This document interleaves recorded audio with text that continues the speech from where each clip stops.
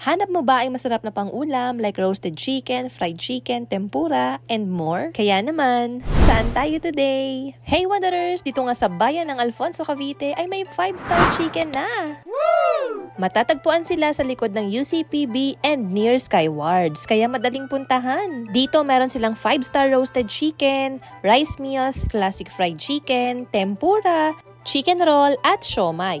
Ang price, super affordable. Nagsisimula sa 25 pesos hanggang 290 pesos. Recommended talaga yung roasted chicken nila. Masarap, juicy at ang lambot ng karne. Samahan pa ng kanilang gravy, so good!